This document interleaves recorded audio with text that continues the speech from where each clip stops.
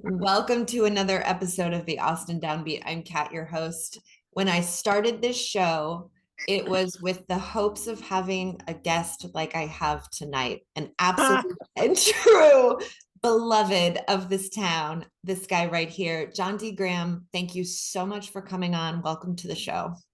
oh, shucks. I'm, I'm scuffing my boot in the dust and I'm blushing. Good, then we're starting off just as I wanted to. Awesome. How are you today? Um, I'm good. I'm good. It's Wednesday, It is. and that's my Saturday night, and Yeah. it's it's 27 years of Wednesday nights there. Wait, what? Yep, yep. Um, I Oh, started doing them right before my first solo album, and it just never stopped. And so now we're in the 27th year. I did not know that. We were going to talk about your residency at Continental Club on Wednesday nights at 10:30. I mean, there has to be another. This is beyond a residency. You've just sort of moved in. Well, see, here's the thing, too, is that's just the residency because I played the Continental Club when I was 19 years old. Um, and I'm about to be 65. So when I was 19, we opened for the Clash at the Armadillo World headquarters. It was the Skunks, Joe Ely, and then the Clash. Wow. And in those days, the Continental Club was a pretty different place, Mm. and sort of run by the South Austin Cosmic Cowboy Mafia, sort of, and they didn't want anything to do with this punk rock stuff. And then they came to the Armadillo to see Joe Ely, and they saw a completely sold out show with the Clash, and Wayne Nagel, he may or may not know, he's a manager, tour manager, been around forever, but he said after the show, he's like, "We're all going to the Continental. Come on." And I'm like, "All right." So we went to the Continental, and at 2 a.m. they locked the doors, and it was us and the staff and the Clash and Joe Ely's band, and we literally jammed until the sun came up. And I was still in college. I just had started. I was in my third semester at UT, and I didn't want to go to college. I just went because I could. I Mhm. got anyway. Um, so I roll out of the Continental Club at sunup. Oh wait, I got class. I've got to go to school. So I went. I got all my books together, and keep in mind, I like 2 hours before that, I'd been playing a little Latin loopy loo with Mick Jones, and I'm still kind of rolling all around my head, and Yeah. get to the class. And it's one of those theater classrooms. And I Mhm. walk into the room and I look around, and it's like in the movies where the sound goes. Shh. Mm. And I went, "Oh, I don't belong here." And I immediately went to the bursar and I withdrew. And that was how this whole sorry mess started. From the Clash to class and back out. It's only one letter off. You would think that there'd be more overlap, but no, not really. That is amazing. That's I mean, I was amazing. lucky. I was lucky. I Yeah. was so lucky. Um, so anyway, my first gig at the Continental was when I was 19. And so, I've spent so much time in there. But the thing about the residency is, as a musician, there's not a lot of consistency. Mm. I mean, even if you're like, I made my living as a gunslinger for years, and even if you're on a bus and you're playing theaters or whatever, it's still the same thing. It's like you, Mhm. you sit around all day, you sit around 22 hours, and then Mhm. you have 2 hours of just pure joy, and then you get back on the bus and there's another 22 hours, Mhm. and the thing about Wednesday nights is it's my North Star. Yeah. It's my lodestone. Mm. Um, it's I can go out. I mean, I had some health issues, and so I haven't been able to tour since before COVID. Mhm. And I could like I did a date in Chicago back in December and Madison before that, but it's like I can't go out and play 150 days a year like I used to. I mean, not yet. I mean, it's coming back, but not Okay. just yet. Yeah. And so when I would go on tour, I'd have a great tour, and I'd come home, and there was a Wednesday night. I go out on tour, and I'd play for two people in Fort Wayne, Indiana, and then I would come home to the Mm. Continental Club on Wednesday night. Mm. You know, my life is all coming together, and I'm on there on Wednesday night. My life is all falling apart. I'm there on Wednesday night. Mm. It is my heart's home. You know, Mm. That makes me so happy that you have that. I've been there on a Wednesday night and I've watched you, and I've watched equally as fun to watch as the crowd and the response to you and how much love is in the room. It really truly is a love-filled room. Like, yeah, I mean, yeah, not everybody, I guess, gets to have that. I'm really happy that you've manifested that for your life and have managed to tether onto that. I don't. I'm a big believer in intention and in manifestation, Mhm. but I think I think that I was just lucky, and Mm. you're right. Not everybody gets to have something like that. And you know, I love that I love that you talked about the audience, because that's like a long time ago, a really good friend of mine, musician who's since passed, said, your whole job, your whole job is you want people to leave your show feeling just even a little bit better than they did when they walked in. Mhm. And I thought that was corny, and also it's like I don't need any more responsibility, you know. And yet, the more I tuned into it, it's like, I mean, it's a joyful thing for me, but Mhm. not just me. It's a joyful thing for everybody in the room. Yeah. And I have, when you do it for 27 years, you build up, you know, your people, and it's just I'll be in the middle of a song and I'll just be looking out, and people are smiling and laughing. People I've never seen before are singing along, and Mhm. um, it's just you're right. I am super lucky to have it, and not everybody gets to have that. Um, but I love it. I mean, Mhm. God help me, I love it.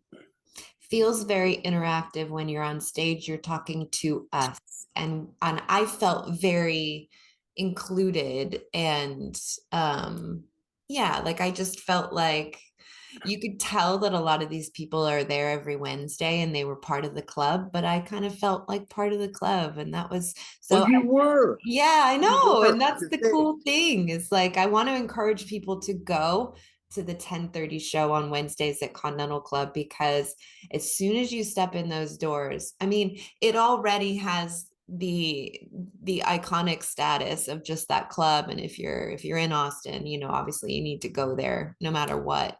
But there was a deeper level too when I walked in, and that was just so palpable. So I appreciate you leading that because I do think that you're the top of the pyramid on that. So it was really beautiful. It's funny because I thought that I had the longest running residency there. I said so to somebody, and they went, "Oh no, the blues specialist. They've been playing for 35 years." Oh, And wow. so I went in. I forget. went in to drop something off for Steve, and Ernie, I think his name is the bass player, who's got to be 80 if he's a day. Wow. He's sitting at the bar getting ready to do his happy hour residency, and he's smoking one of those Sherlock Holmes pipes. Like, and I don't know why they're letting him smoke inside. I'm a chain smoker, and I bitterly fought the whole no smoking thing, and smoked well into a year of the ban, And finally, they were like, "Look, man, you can't. You got to stop. You have to stop." And but I look at Ernie, and I couldn't help myself. I went, I thought I had the longest running residency here at 27 years, but somebody just told me that y'all have been playing here for 35 years. He didn't even look at me, and he just goes, "Keep at it. You'll get there." And that was like, man, talk about good advice. Keep at You it. know, Not keep even at it. looking. You'll get there. You'll get there. Don't worry about it. I love that. Oh, the wise ones. You have an album that you put out late last year. I think it was in November of last year called Right. Only Dead for a Little While. Will you talk a little bit about that album? And Yeah. yeah, I listened to the whole thing again today. I just put it on and I didn't do anything else. I just closed my eyes and I listened to the whole thing. And it's a it is beautifully done. It's consistent across the board, song to song. It feels like they all belong together, but each of them took me to a different place in my mind. I really, really enjoyed it. There were a few that stand out, like usually on an album, there's always a few little grabbers, and then you listen to it more, and then some other little quiet, stealthy ones will grab me, I'm sure. The But sneaky songs, the yeah, I sneaky songs, love, the ones that you listen to and you go, I don't know. And then you hear it one day and you go, oh, yeah, wait a minute. I know. I love that when that happens. Talk a little bit about that album. It's how is it from your perspective? What does this album mean to you? Is it different in any way? Like I Oh, know you had a big life event that happened in 2019. Um, several, actually. oh, okay. Yeah. So I had already started making the record in early 19. Mhm. And then I was playing, the Fitzgerald's in Chicago has the American Music Festival, which is just like 3 days of just it's all my pals. It's like Dave Alvin and John Doe, and so it's like all these guys that I kind of knew already, but I've Mhm. been playing there for 15, 20 years at this point, and I always play the festival. And so it my health was not great. Let's just say that I've had a life. No one can say that I was anything less than all in, Mm. you know? Yeah. And so we played almost 2 hours, and it was the middle of July, and the room was packed. There's like no oxygen in the room. I mean, it was transcendent, but we came off stage. I'm like, wow, I don't feel so good. I need to go sit in the van with the air conditioner. So I went and I turned on the van, turned on the air conditioner, and next thing I knew, I was coming to in the emergency room of a heart hospital in Chicago, and I'd had a freak electrical storm in my heart, probably caused by dehydration and exhaustion, and and it just was that was the shot across the bow. Yeah. But people go, oh well, so you had a near death experience. I'm like, no, it was a death experience. Right. Like when, luckily, because it was 4th of July, there was a policeman patrolling the parking lot, and he saw me slumped over the wheel and thought, this guy's drunk. And he goes up, he's knocking on the window, and I didn't respond. And so he sent somebody inside, and they called that the ambulance was there within like 2 minutes. Wow. And yeah, and so I actually I tried to pin them down. I was like, well, how long do you think I was dead for? And they were like, 5 to 7 minutes, probably, judging on like body temperature and I'm like, when does hypoxic brain damage start? And they go, 7 to 10 minutes. And I'm I'm a like, little close there, Jon Dee. it wasn't longer than 7 minutes, right? And they're like, yeah, yeah. Sure. Uh, don't worry about it. Um, and so that set me back. And then just as I was getting ready to start up again, COVID hit. Yeah. And then everything shut down. Yeah. I missed a year of Wednesdays because of that. Mm. Uh, so I couldn't really do much else. I went back to start working on the record again. Yeah. And then I had a stroke just Mm. as COVID was winding down. And it was like everything was opening back up again. I had a stroke, and again, got off super lucky. I have nerve damage on my right side, but it actually seems to be sort of coming back. But stroke recovery is not a straight trajectory. It's just like this, And so I have good days, I have bad days, but anyway, then I'm like, okay, let's just finish this record. Mm. We had most of the tracks cut, and here's the difference: is having died before really getting started on the record, it changed the complexion of the whole record. Like songs I thought I was going to put on this record, no. Wow. And the truth of it is that like people say, you know, I mean, actually, one of my Joe Nick Potosky, he's this writer. He did authorized biography of Willie Nelson. He managed the True Believers when I was in the Believers, and I was sort of telling him what I was doing, what I was up to, and he was like, "Oh man, don't make a death record." He's like, nobody needs to hear that stuff. And I'm like, well, but what if mine's different? Mm. And he's like, well, it's possible, you know. Mm-hmm. And this is gonna sound pompous and grandiose, and I don't mean it that way at all. It just happens to be true that the one thing about this experience was super hard on my family. Um, it was upsetting on my career for obvious reasons. But you know,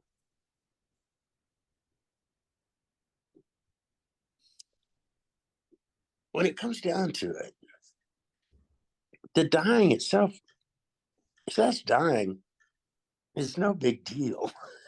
Mm. It didn't hurt. It was just like the best nap I'd ever had. Mm. And people, of course, always go, "Did you see anything? Mm-hmm. Was there a white light or a tunnel? And did you see grandma or your first dog, Fluffy?" And it's like, no, none of that happened. Mm. But, you know, when you go to bed at night and you just fall asleep, and then you wake up in the morning and you just go about your business, Well, this was like falling asleep and then waking up the next day and finding out what had happened over the course of the night. Mhm. And the truth of it is that I sing about this. You're right. It's a pretty wide ranging album, and it's about a lot of different things. It's Mhm. not just about that. Yeah, it's not. Um, but what I wanted to say was that if anybody takes away anything from listening to this record, I would hope that it would be, don't be afraid. Don't be afraid of death. Mhm. And I mean, the Western world, Americans in particular, you know, how many people actually have have borne witness as somebody died? You Yeah, know, we are terrified of it. We don't even like to talk about it. We'll yeah, talk about other people dying, and we act surprised. And it's like nobody's story throughout the entire human history has ever ended differently. You yeah, know, yeah. this is a fact, and it's coming. And Mhm. it's like, I'm here to tell you, it just wasn't that bad, Yeah. And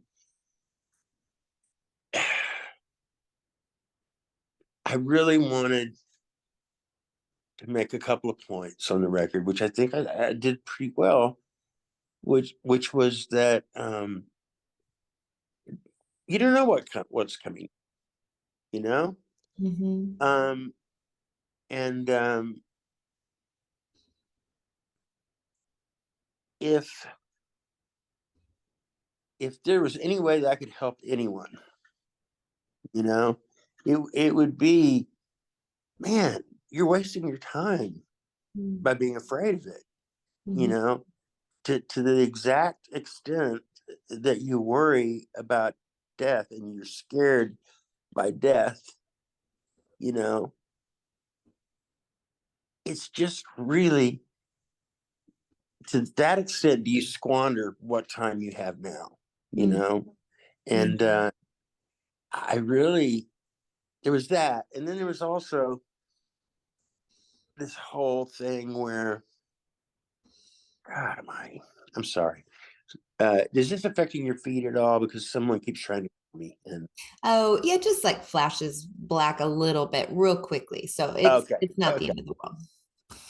So anyway, um, that song brought me here to you, which was about I love how that song, by the way.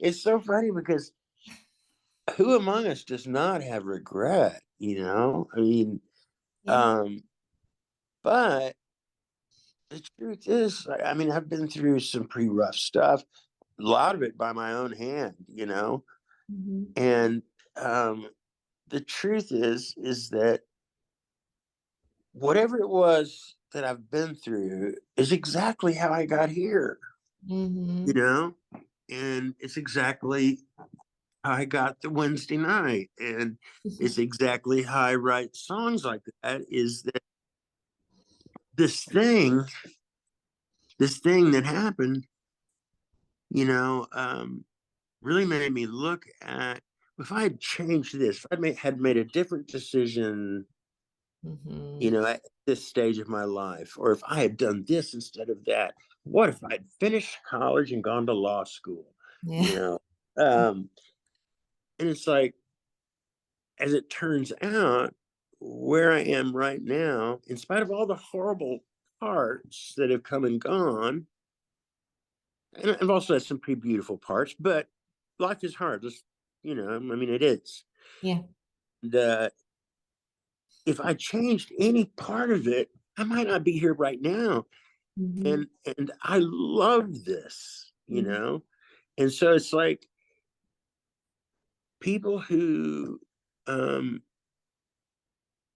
spend a lot of time on the I wish I would have, or I wonder what would have happened if I had only.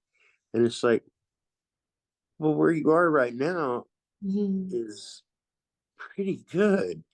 And, without all that other stuff, you wouldn't be here now. And Yeah. so, I'm just, is someone if you've ever actually borne witness to somebody dying, it can be pretty hard, but it can also be extremely beautiful.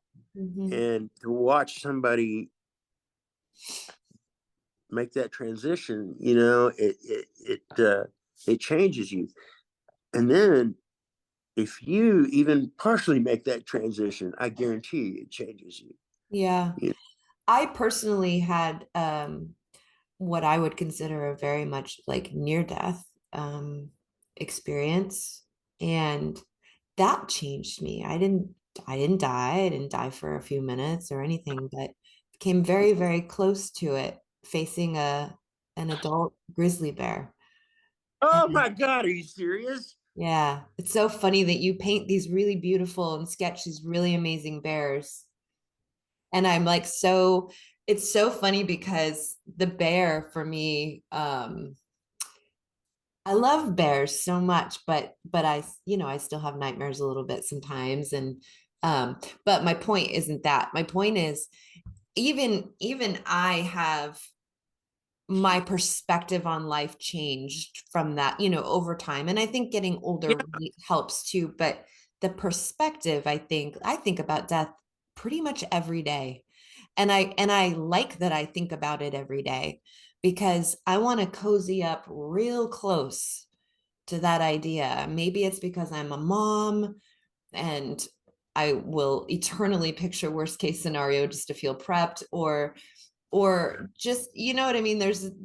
But I think that it's that perspective that is such a gift in the short and long run. um, Oh, and I yeah, hear you absolutely. saying that too. And that's what your album is. It feels so resolved in your perspective. And again, it's so much imagery and so many entry points into that when listening to it, but you just feel so sure.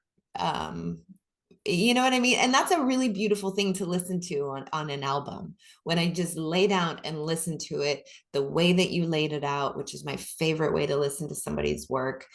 Um, and I just think you did a wonderful job. And good stuff, bad stuff. I'm really glad you're here.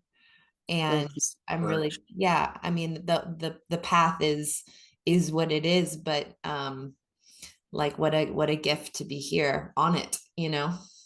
Absolutely. And it doesn't, I mean, the thing is, it does not take away that life can be really hard. And it does not take away, the fact that, bad things happen to good people and there's going to be loss, there's going to be grief. But again, have you not been paying attention? This Right. is the nature of This what is we're, it, baby. yeah, it does not come any other way. No. And as far I'm sorry, you just blew my mind with the grizzly bear thing, and because uh, um, I I am part bear, and it's so funny because I was doing a house concert, and I love doing house concerts. It's like my favorite thing besides the Continental, because you can just like the business of me talking with the audience that you saw. Yeah. House concert, it's like on steroids. I mean, at one Yeah. point at the show, I went, let's do a Q&A. Anybody got any questions? I And love that. this guy towards about midway towards the back of the room goes, yeah, um, why bears?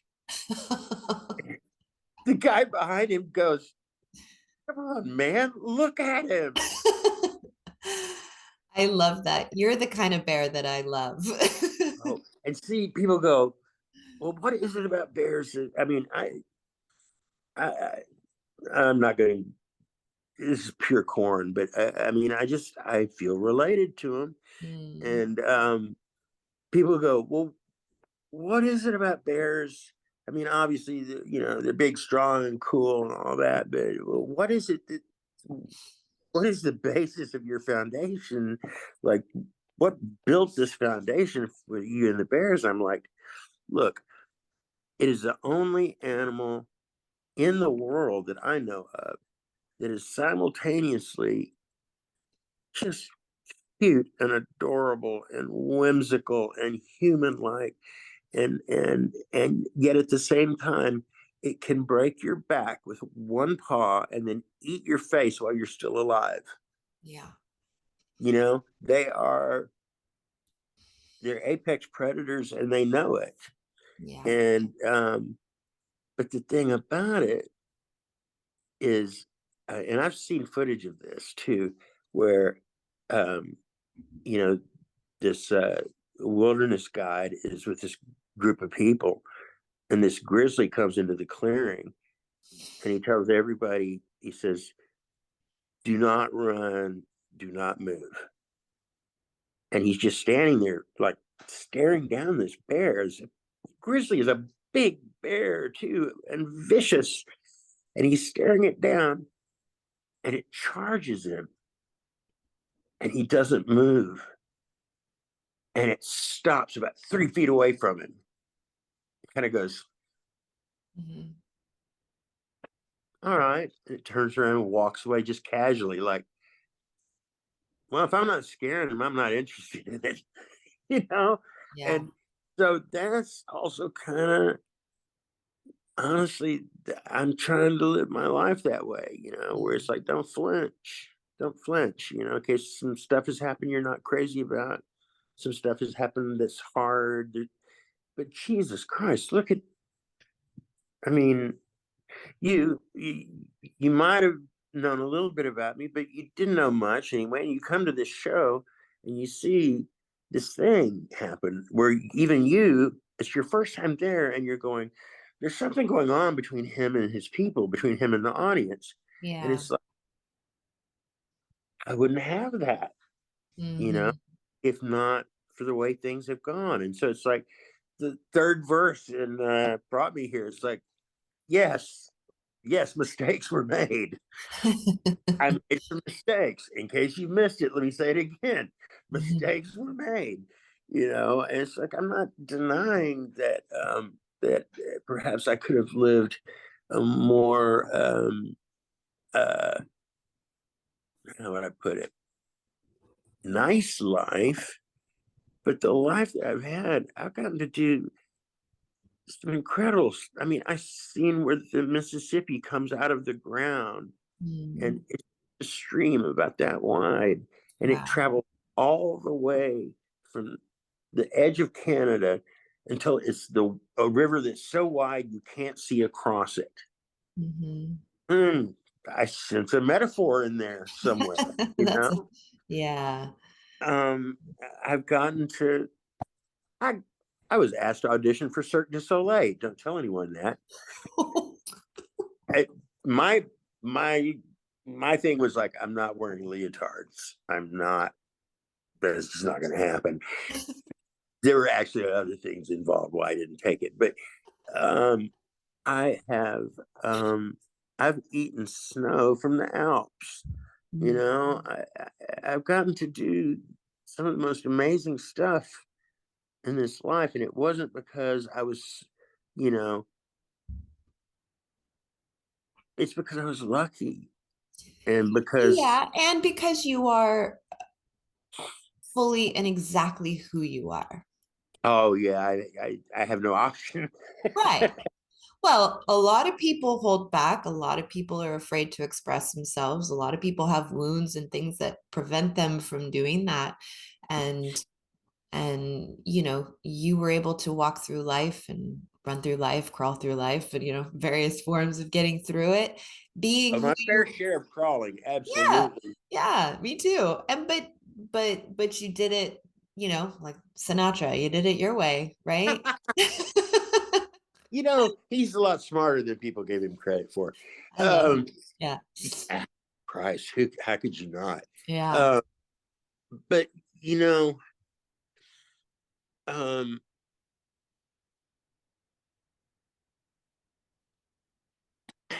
this business about connecting, right? About connecting with the audience. It goes back to like the very first thing I said in this interview, which is that, um, you know, um, my job is to help people and to make them feel just a little bit better. And even if it's only me making them laugh, or it's me playing a song I've never played before and dragging my band along behind me, you know, it anything that I can do that contributes to even 3 or 4 people leaving feeling better, I've done my job, you know. Mhm. And okay, the last thing I'll say about it, and this is my dad, who died when I was 17. He's long gone, but he only gave me one piece of advice. Like everybody else, like all of my men friends, they're like, "Oh, well, my dad told me this, and dad told me that," and it's like I got one piece of advice from it, but it changed everything. Which was he I missed something that had happened in our vicinity, and he was like, "D, you need to pay attention," and that's what I've done. And Mhm. it's like I'm a shameless eavesdropper, and people people don't people I don't know have basically co-credits in songs. I just don't know who they are because I hear something and I go, "Damn, did he just say this?" Write it down. Oh. Um, so I guess where I'm going with it is just that you know that what I would say about it is that if nothing else, I have paid attention and I've taken notes, and um, I like to think that I like to think that I'm pulling my cart, I'm pulling my share, you know, and it just happens to be that I get to do what I love. You know, Yeah. not many people, hardly anybody, gets to do the thing that they love most of all. You know, and man, I, I would not, you know, I would not trade where I am right now for anything. You Well, know, I'm so glad you are where you are. You are absolutely one of one, like no one I've ever heard or met before. And I'm just so happy to be alive at the same time as your life, and to get to be witness to that is really, now really I really am blushing. I mean it. I mean it. I'm paying attention too. I think that I think your dad gave you really good advice. If it was just going to be one thing to say, that I think that was really good, because I learned something really, one thing that I learned when I was young was to be interested, not interesting. And I think Mm, that goes along the same lines of pay attention, be curious, pay attention. And from the second I knew that you existed, I have been paying attention, and I just feel really grateful. So thank you for doing what you do. well, thank you so much, and you were so welcome. You were so Mm. welcome, and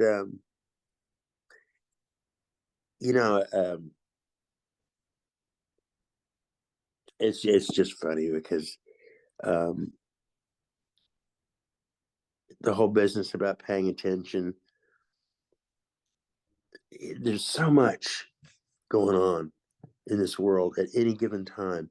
You know, you know from war to babies being born every second of every day. You Mm. know, Mm. and my mom always used to say, "I'm bored," and she'd go, "Boredom is a failure of imagination." Mm. And then take a look around. And when you start doing that, like make yourself stop and Mhm. look at the people in your life, and for good or bad, and look at where you are, whether you like it or not. Mhm. Um, Look at what's next, whether you can delusionally think that you know what's going to come next. You Mhm. know, um, there's there's a lot to pay attention to. You know, Yeah. Well, what's next for you is you have to get ready for your Wednesday night at Continental Club. absolutely. So if you've made it this far watching this show, please get your booty on down some Wednesday nights And I will say that this episode is going to air 8 days before your birthday. So happy early birthday. Thank you. Thank you. This is a leap year. I know I missed it by that much, I was man. going to say, yeah, I very almost missed it. I, I mean, I could essentially like be what, 7. 8 years old? I mean, I'm a musician. I can't count higher than 4, so we're just gonna have to guess on that Yeah, number. yeah, don't do quick math. I'm not ready for Yeah, quick no, math no, no, either. no. No. It's too Let's say plus or minus. sure.